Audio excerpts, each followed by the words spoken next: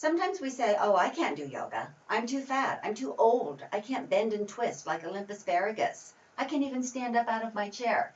None of that matters. Hi, I'm Becky Barnes. Welcome to my Chair Yoga Teach Back. Before we begin, I would like to introduce a theme for today. The theme is Everyone Can Do Yoga. I'll be demonstrating poses as we go along, but keep in mind that the idea is not to achieve some perfect end result yoga pose. The idea is to achieve what you can in the moment, joyfully and with gratitude. That is your perfect pose. Sometimes we say, well, I can't do yoga. I don't have yoga pants. I don't have a yoga mat. I don't have a yoga block. None of that matters. Do you really think that thousands of years ago, when this all began, those ancient Indian yoga masters would put on their tie-dyed yoga pants and grab their eco-friendly yoga mat and their yoga block and their yoga strap and their yoga bolster and trudge out into the jungle for their morning practice? I don't think so.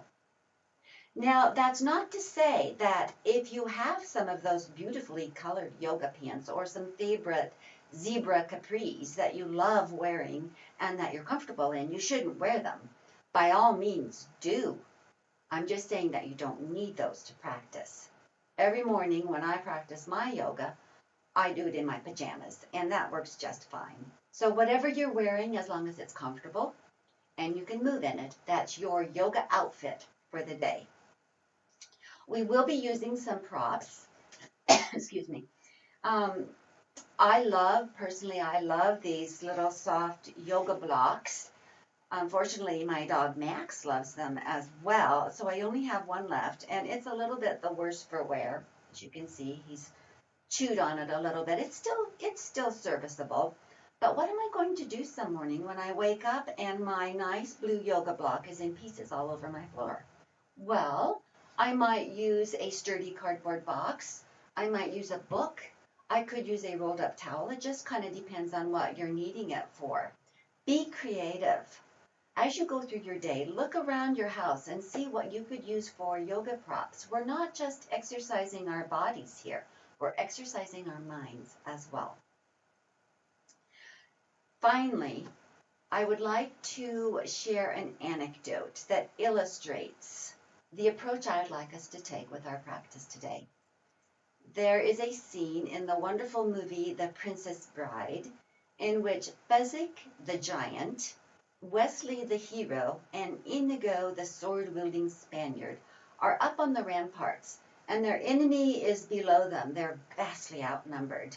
Wesley, our hero, is not even moving at this point. He's been carried up there by Fezzik because Wesley has been mostly dead all day long. After Fezzik and Indigo force feed him the magic pill that Miracle Max gave them, Wesley pops open his eyes, and at first that's the only thing he can move. Then as Indigo sums up their situation, Wesley's lying there and his thumb begins to twitch.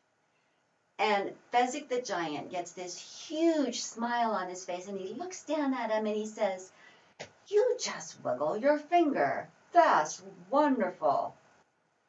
Wesley is not quite so impressed. Then as Indigo further explains the odds against them, Wesley rather disparagingly shakes his head from side to side.